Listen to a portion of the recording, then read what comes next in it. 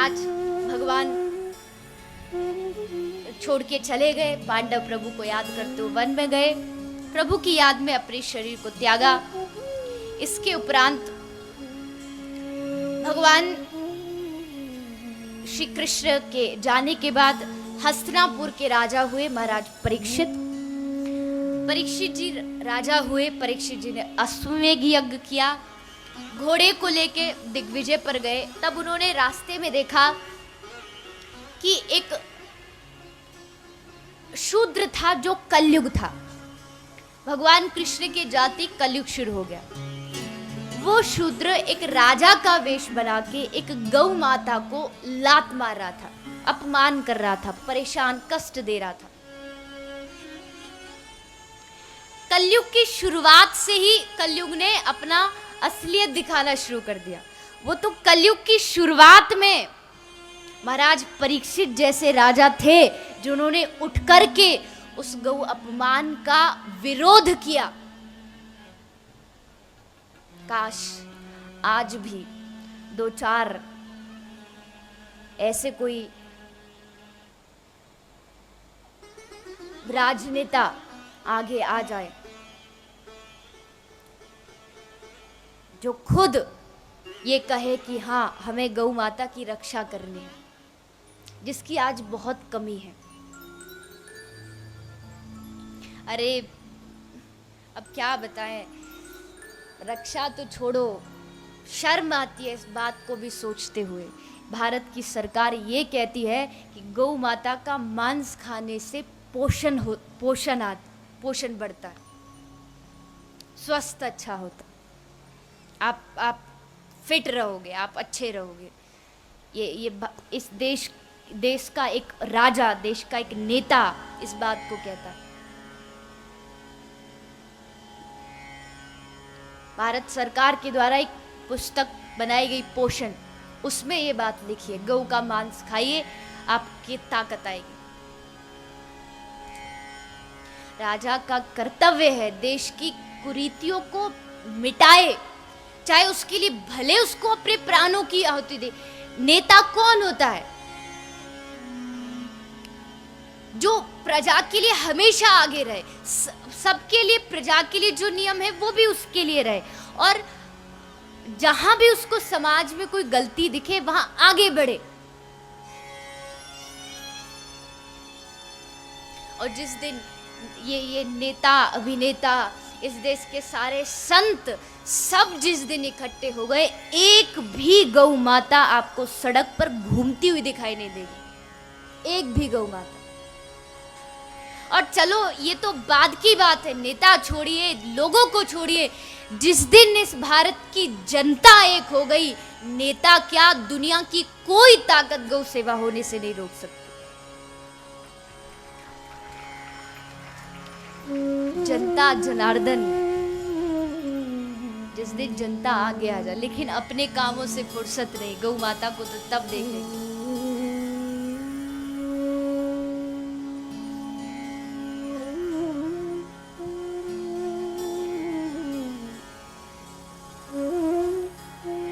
हर एक आदमी, मैं देखिए ये नहीं कहती कि आप एक बहुत बड़े स्तर से गौ माता की सेवा करो, शायद आपके लिए ना हो, मैं कहूँ कि आप एक गौशाला खोलो, नहीं, आप वो ना कर सके। जिसका सामर्थ्य है वो कर सकता है, जिसका नहीं है वो नहीं कर सकता, तो ठीक है, ज्यादा नहीं कर सकते, एक गौ माता अपने घर में रखो, जहाँ गौ माता भूखी दिखे वहां भोजन खिलाओ, जितना आपका सामर्थ्य शुरू तो कीजिए।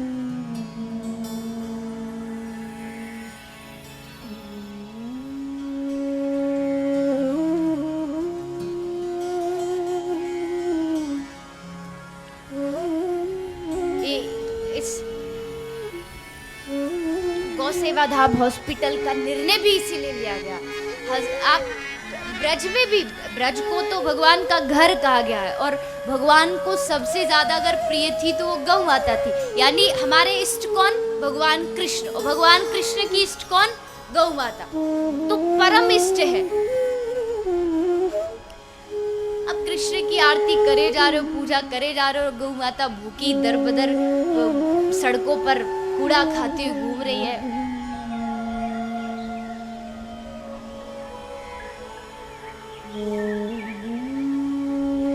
ब्रज में भी गौशाला बहुत है, लेकिन सबसे पहले आप ये ध्यान रखिए कि ये इस धरा पर, इस धरती पर जो बनाया जा रहा है, ये गौशाला नहीं है, ये गौ माता का हॉस्पिटल बनाया जा रहा है। जो अब आप सामने देख सकते हो, हाईवे है NH2, दिल्ली से लेके आगरा तक। रास्ते में कितनी सारी गौ माता है एक्सीडेंट से मारी जाती है, गौ माता को कैंसर हो जाता है, पेट पे प्लास्टिक जमा हो जाता है।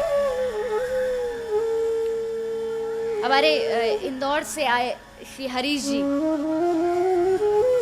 तो हमारी कथा हुई थी इंदौर में, तब बताया गया था कि गौ माता के 25 किलो 20 किलो प्लास्टिक गौ माता के पेट से निकाला गया। इतना प्लास्टिक जमा हो गया।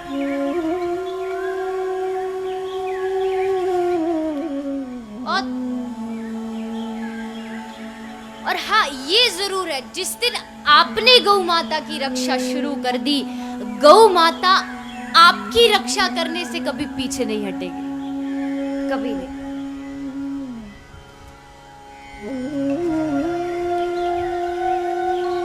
गौ माता की महिमा के लिए गीता प्रेस गोरखपुर में एक किताब आती है, छोटी सी पुस्तक है, आप सबको मिल जाए तो जरूर खरीदेगा, गीता प्रेस से, गौ महिमा।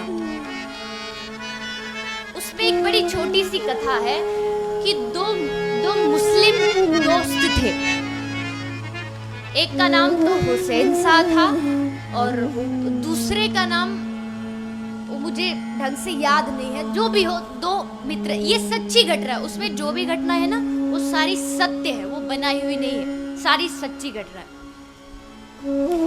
तो दोनों मित्र एक बार एक गाय को कहीं से पकड़ के ला रहे थे कत्ल खाने ले जाने के लिए।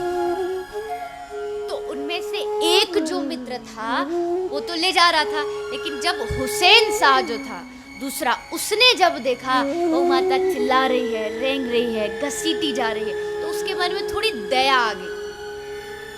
उसने क्या किया, रात को जब गौ माता को बांधा गया तो चुपचाप पीछे से गया और गौ माता की रस्सी खोल के रात ही रात में गौ माता को भगा दिया वहां से, मतलब छुड़ा दिया। गौ माता वहां से चली गई, रक्षा।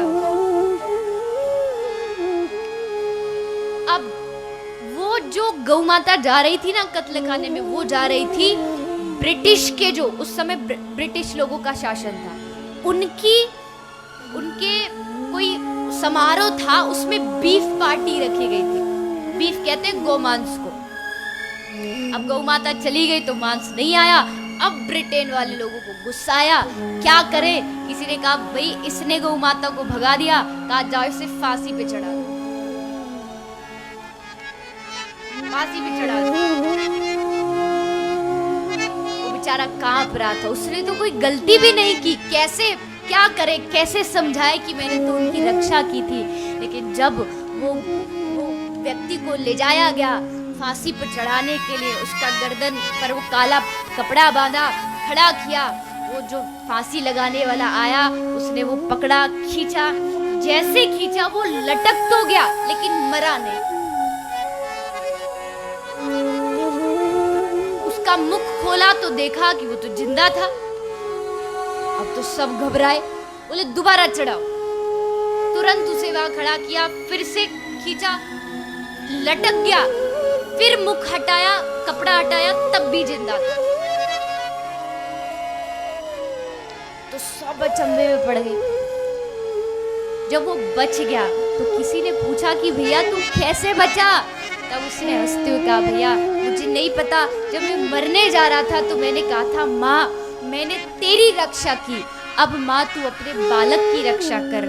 जैसे पट्टा हटा मुझे लगा कि कोई आके मेरे नीचे खड़ा हो गया। मुझे पक्का यकीन है वो कोई और नहीं, वो वही गौ माता थी।